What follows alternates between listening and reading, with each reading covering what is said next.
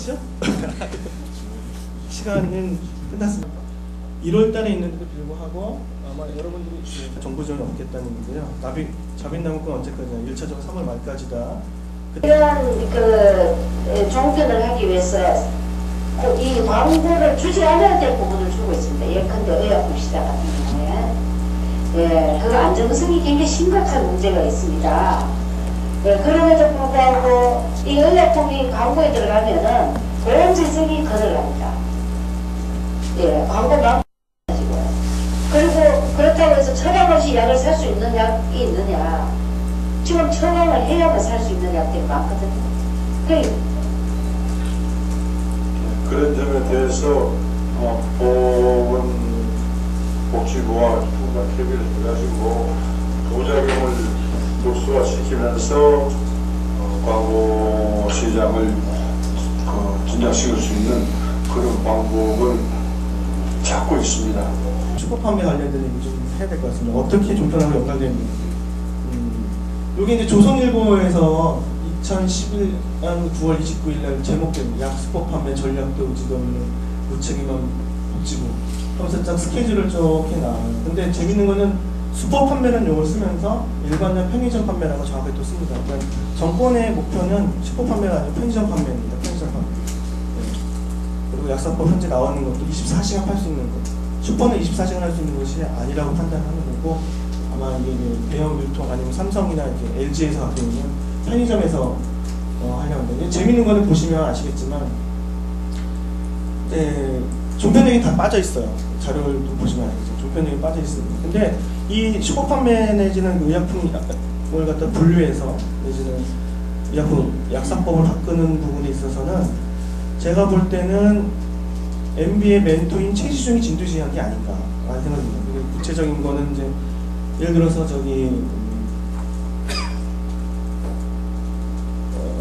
2010년 12월에 이명박 대통령이 일반적 편의점 판매 추진 지시를 합니다. 그게 언제냐면은 2010년 12월 22일입니다. 2010년 12년 22일. 이게 이제 복지부 장관이 2011년에 어떻게 업무를 하겠다라는 업무 보고를 할 때에 얘기가 나옵니다. 그러면서 여기도 유명한 콧물 발언이 나오죠. 콧물 발언. 콧물약 여기서 먹었더니 막 자기는 개운하다. 저 콧물약 좀 며칠째 먹고 있는데 개운하지 않고 졸리거든요. 이게 콧물약의 대표적인 부정이 졸림입니다. 근데 그건 어떤 콧물약을 먹었는지 개운하신 분인데. 근데 그 직전에 무슨 일이 있었냐면은 2010년 12월 17일 약 5일 상간으로 방통위가 업무 보고를 합니다. 청와대 가서. 그때 얘기한 것들이 이런 겁니다. 그러니까 중간 광고 허용하겠다. 방송 광고 금지 품목, 그러니까 대중 광고 금지 품목들을 풀겠다. 대표적인 게 생물 광고, 먹는 물 광고, 의료기관 광고, 그 다음에 전문약 광고, 전문약 광고입니다.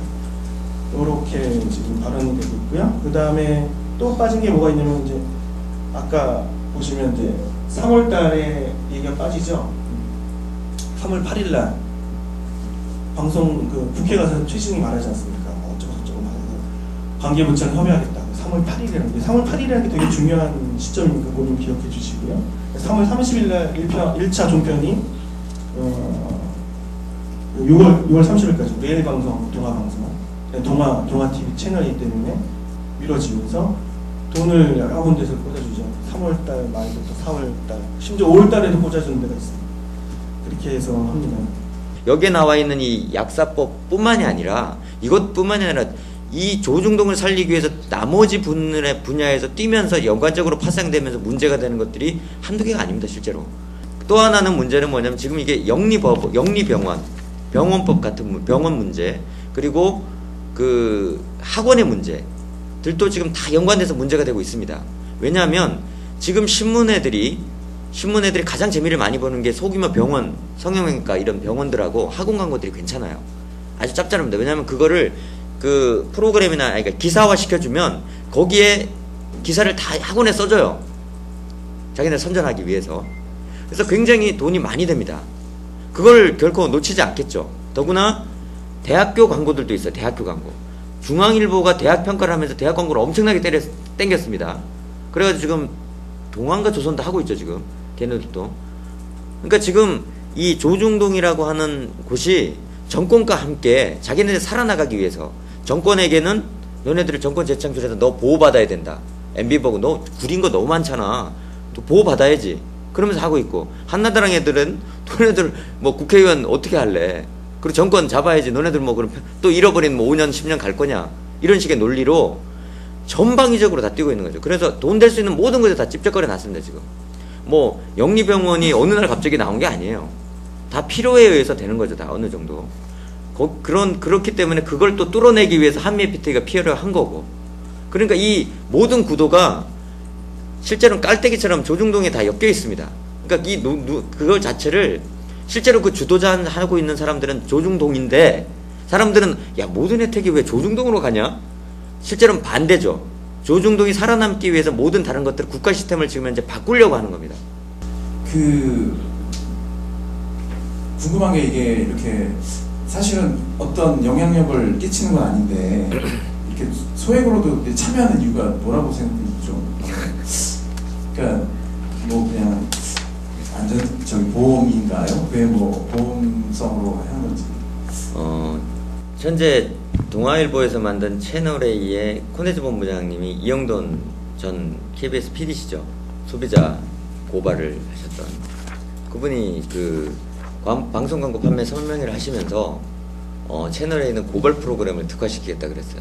그랬더니 거기에 있던 식품 유통 하는 분들 회사에서 순간적으로 좋겠구만 이런 표정을 지었다 그래요.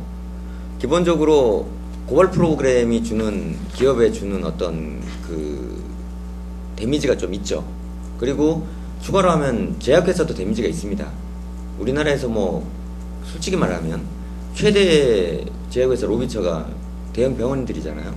그런 상황에서 그 어떤 제약회사라든지 식품회사 이런 회사들 같은 경우에는 그 스스로의 좀 문제들 때문에 예를 들어 그 조중동 종편이 뭐 돈이 많아서 자기네들이 다 하면 상관이 없지만 돈이 없는 상황에서 가서 좀 참여해라 그러면 많은 돈을 못 내도 생색은 내주는 기본적인 모습은 보이지 않으면 가만히 있을 수가 없는 거죠. 10월 31일에 이런 얘기합니다. 재보선 민집 수습과 관련 수석비서관회의에서 어떤 얘기를 하면 올해 업무보고도 12월 중순 이후에 하지만 부처별로 따로 할 예정이다. 고위 공무원 위주가 아니라 사무관이나 주무관 등 현장에서 직접 정책 수요자와 접하는 사람들의 의견을 많이 반영할 것이다. 사무관, MU가 이제 사무관 얘기를 듣겠다. 사무관처럼 일하겠다. 뭐 이런 얘기를 하거든요. 이제 우리는 잘 알고 있죠. 사무관처럼 일했다가 잘린 장관 있지 않습니까? 김수희 장관이라고. 그러니까 아무튼 MB가 사무관처럼 일하면 누구한테서 잘리겠죠. 그래서 잘리기 기대합니다. 네, 요 얘기를 할게요. 제가 아까 3월 8일 이게 되게 중요한 시점이라고 얘기하지 않습니까? 이게 3월, 이게 보시면 11월, 그러니까 2011년 6월 9일날 서울신문에서 보도한 겁니다. 그 당시 다들 아시겠지만 이제 에어컨 분류회는 안 되고 있었어요. 분류회는 하냐 마냐 그러고서 막 MB가 다시 뭐 열심히 막 하고 있는데 요때만 요 서울신문에만 요런 기사가 딱 나옵니다. 3개월 핵심이 되게 보건복지부는 3개월에 집중적으로 검토한 의약품 재분류는 연구입니다. 3개월 동안 누구누구랑 복지부랑 신경질 이렇게 하고 있다. 검토 결과 같이 또 2단계 이게 약간 초보 판매 얘기를 하는 겁니다. 그러니까 정부 쪽에서는 처음부터 의약품 분류는 초보 판매 그러니까 약사법 개정을 상정해놓고 의약품 분류를 하는 겁니다. 그러니까 이런 거죠. 방송통신위원장이 이렇게 얘기하잖아요. 3월 8일 아까 그런 점에 대해서 복지부와 충분히 협의해가지고 부작용을 극소화시키는 그래서 광고 시장을 진작시킬 생각을 찾겠습니다. 이게 핵심인 것 같아요. 오늘 얘기에. 그러니까 MB정부에서는 이런 겁니다. 종편 먹이 살리기 위해서 어떤 짓을 다 했는데 특히 의약품 쪽에서는 의약품 분류를 통해서 광고 시장 확대를 추진했고 그 늘어난 의약품 광고 시장의 유지를 위해서 의약품을 팔 수 있는 장소를 확장한 겁니다. 그게 약사법 개정인 거예요. 저는 이게 한때는 지금 박지원 기획자님 장관이었지만 지금 그 직전에 윤지현 장관 같은 경우에서 진두지휘한 것 같지가 않고요. 결국 MB의 멘토 최지중기 방송통신위원장이 이 슈퍼카멜 진두지휘한 게 아닌가라는 강한 의심을 품고 있고요. 그것들이 하나둘씩 찾아지고 있고요. 거기에 돈도 MB 돈도 사람을 좀 싣고 돈도 들어갔지 않을까 이런 생각을 좀 하고 있습니다. 저번에 정태근 한나라당 의원이 물어봤어요.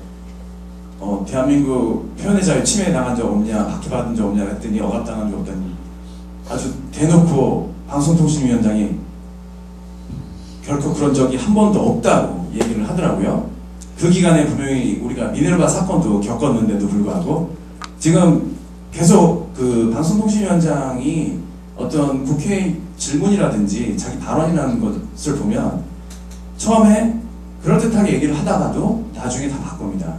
물론 누군가의 조정에 의해서 다시 그걸 바꾸어 가고 있는 것 같습니다. 저희가 항상 그런 거 느끼지 않습니까? 거짓말을 많이 하면 이제는 더 이상 못 참지 않습니까? 약과 관련되어 있는 것이 무분별하게 나간다는 건 국민의 건강권에 관한 문제고, 그 다음에 학원에 광고가 는다는 건 학원비가 오르는 문제거든요.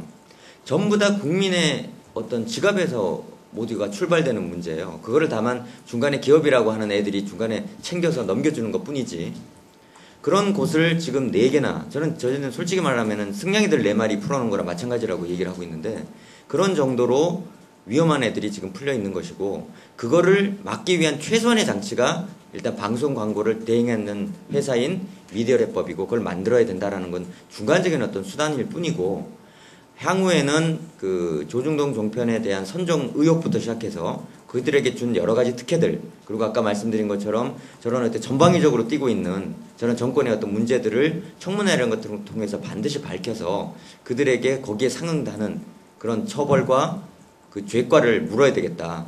그런 투쟁을 계속해 나가겠다라는 부분을 말씀드리고 싶습니다.